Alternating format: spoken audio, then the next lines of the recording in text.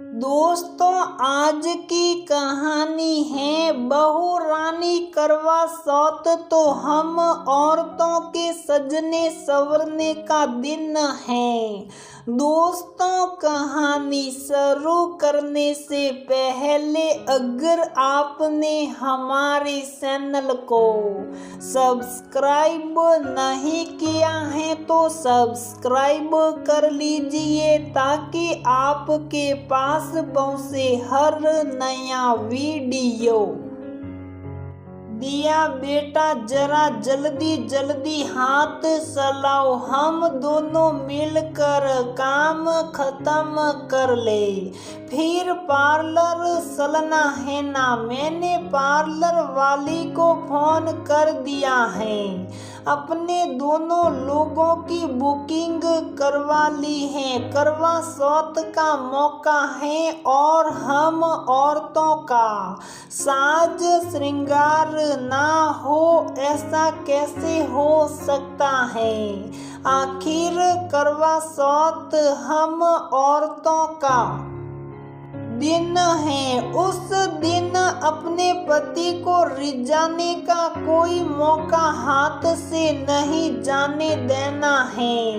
क्यों, समझ गई ना। सासू माँ सोनाली जी की बातें सुनकर दिया को बड़ा आश्चर्य हुआ, क्योंकि मायके में तो उसकी माँ कमला जी उसकी भाभी चित्रा को मेहंदी लगवाने तक का मौका नहीं देती थी। ये तो दिया थी, जब तक वहाँ थी तब तक भाभी के साथ मिलकर जल्दी जल्दी सारे काम करवा लेती और फिर खुद अपने हाथों से भाभी के मेहंदी लगाती थी। उतनी देर में तो माँ आफत मचा देती थी कि भाभी को जल्दी से हाथ धोकर काम में लगना पड़ता था।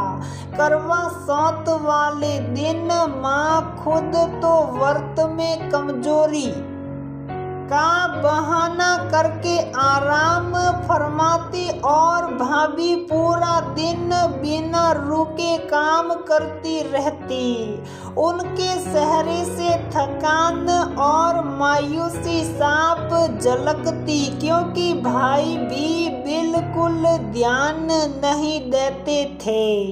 ऐन पूजा के मौके पर माँ उन्हें कहीं ना कहीं भेज देती, जहाँ पापा माँ के साथ मिलकर पूजा करवाते थे। उनके साथ छत पर थाली पकड़कर चांद को अर्घ दिलवाने ले जाते, वहीं भाभी के साथ दिया जाती। पूजा के बाद भाभी भाई के आने का इंतजार करती रहती, तब भी माँ उन्हें सुनाती। आजकल की लड़कियों के चौंचले टीवी सीरियल देख देख कर सब वैसा ही चाहती है, बस पति सामने बैठा रहे और अपने हाथों से व्रत खुलवाए, पानी पिलाए, खाना खिलाए और गिफ्ट लेकर आए। इस तरह की बातें और सुनाती, जबकि भाभी कभी कुछ नहीं कहती थी। दिया बेटा, कहाँ खो गई, जल्दी करो, पार्लर का काम निपटा ले, फिर मेहंदी भी लगवानी है। सासू माँ ने जल्दी से ससुर जी को और अपने बेटे नाहर को फोन करके कहा दिया, मैं और दिया पार्लर जा रहे हैं, घर की एक चाबी आपके पास है ही, 2-3 घंटे तो लग ही जाएंगे, खाना बनाकर रख दिया है, भूख लगे तो आकर खा लेना, या फिर जब हम लोग आ जाएंगे तो फोन कर देंगे, तब आना। इतना कहकर सोनाली जी ने फोन रख दिया और दोनों सास बहू ब्यूटी पार्लर पहुंच गई अपना मेक ओवर करवाने। पहले से बुकिंग थी तो उन लोगों का काम जल्दी शुरू हो गया। सासू माँ सोनाली जी ने थ्रेडिंग, फेशियल, वैक्स और बालों में कलर करवाया और दिया के लिए उन्होंने पूरा पैकेज बुक किया था, जिसमें मैनिक्योर पेडिक्योर भी था। और करवा चौथ वाले दिन मेकअप भी। तभी वहां सोनाली जी की पड़ोसन रंबा जी भी आ गई। सास बहू दोनों को एक साथ देखकर आश्चर्यचकित होते हुए बोली, अरे तुम दोनों लोग एक साथ ही घर से बाहर निकल आई। भाई साहब और नाहर आएंगे तो खाना कौन देगा? मैं तो इसलिए अकेले आई हूँ, बहू घर पर ही है। जब मैं करवा कर जाऊंगी तब अगर समय मिला तो बहू आएगी, वरना कोई जरूरी थोड़े ही ना घर के काम पहले ज्यादा जरूरी है। हाँ भाभी जी, घर के काम बहुत जरूरी हैं, लेकिन उसके साथ हमारी बहू बेटियों की खुशियाँ भी बहुत जरूरी हैं। आज हम दोनों ने घर के सारे काम मिलकर जल्दी जल्दी निपटा लिए और खाना भी बनाकर रख दिया है।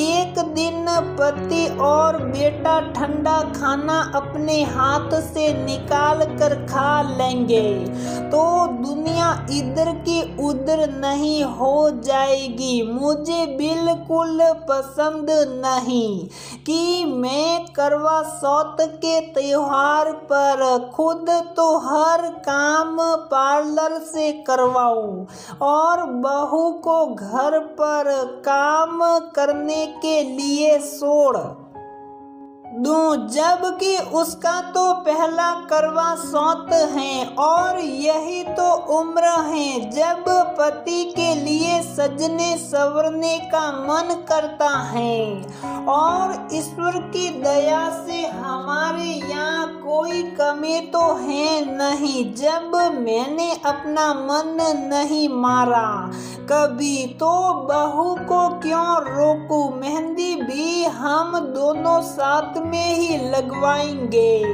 आज घर के पुरुष हर काम खुद से मैनेज करेंगे, आखिर उन्हें भी तो हमें खूबसूरत देखना पसंद है। इसलिए आज का दिन हम दोनों सास बहू के नाम रहेगा। पड़ोसन सोनाली जी की बात सुनकर खिसियाकर तुरंत वहां से चली गई।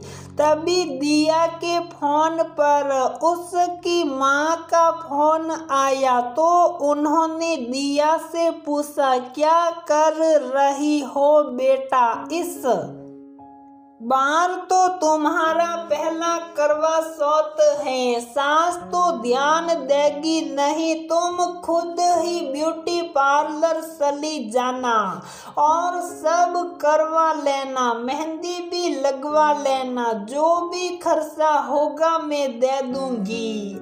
लेकिन तुम अपने सजने संवरने में कोई कमी मत छोड़ना, तुम्हारी माँ अभी जिंदा है। वाह माँ, बेटी की बहुत चिंता हो रही है, लेकिन बहू को तो आप कभी मेहंदी तक नहीं लगवाने देती। क्या उनके लिए और मेरे लिए करवा चौथ के मायने अलग अलग हैं? मेरी सास आपकी तरह नहीं है, वो अपने साथ ही मुझे भी पार्लर लेकर आई है और हम दोनों यहाँ अपना मेक ओवर करवा रहे हैं, आपकी तरह नहीं जो हर बार भाभी का त्योहार अपनी हरकतों से बर्बाद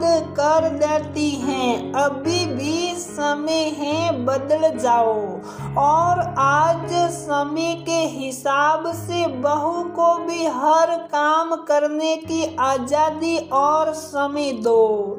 घर के कामों का क्या है, देर सवेर हो ही जाएंगे, लेकिन भाभी के लिए ये समय दोबारा लौट कर नहीं आएगा। इस बार का करवा चौथ उनके लिए भी स्पेशल बना दो माँ। बेटी के साथ बहू की खुशियों का भी ध्यान रखना सीखो, तभी हमारा घर सुखी रहेगा।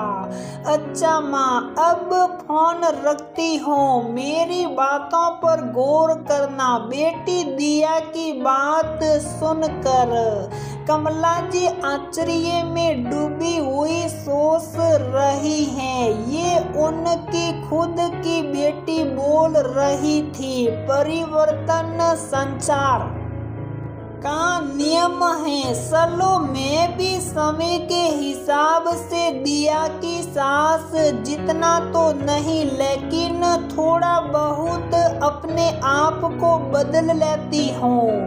इधर दिया और सोनाली जी अपना सब काम करवा कर फटाफट घर गई और बाकी काम निपटाए और तब तक मेहंदी वाली आ गई। दोनों मेहंदी लगवाने बैठ गई और शाम को पति और ससुर जी ने दोनों को सरगी में साट अपने हाथों से खिलाई, जिससे उन्हें कोई काम नहीं करना पड़ा।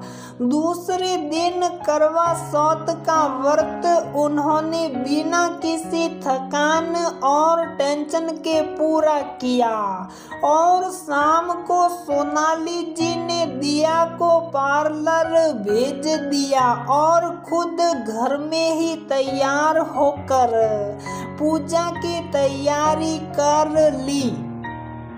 तब तक दिया भी तैयार होकर आ गई। दिया का रूप देखते बन रहा था। खुशी उसके चेहरे से सलकी पड़ रही थी।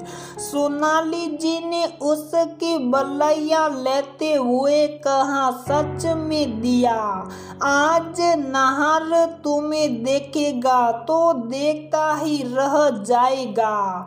तुम बेहद खूबसूरत लग रही हो, नजर ना लगे। दिया भी बोली, माँ आप भी बहुत खूबसूरत लग रही हैं और ये सब आपकी वजह से ही संभव हो पाया, नहीं तो मैं अकेले नहीं कर पाती। दोनों ने साथ मिलकर पूरे विधि विधान से पूजा की और दोनों के पति ने उनका व्रत खुलवाया। आज दिया को लग रहा था सच में वो कितनी खुश नसीब हैं। बिना कुछ कहे ससुराल में सब उसका इतना ध्यान रखते हैं। हे ईश्वर, हर लड़की को मेरे जैसा ही ससुराल मिले। दोस्तों, आज बदलते परिवेश के साथ सास का स्वरूप भी काफी हद तक बदल चुका है। वो खुद भी समय के साथ चल रही हैं और अपनी बहुओं को बिना किसी रोक टोक के हर तीज त्योहारों का आनंद लेने दे रही हैं। मिलजुल कर ही काम करने में त्योहार की खुशियाँ दोगुनी हो जाती हैं।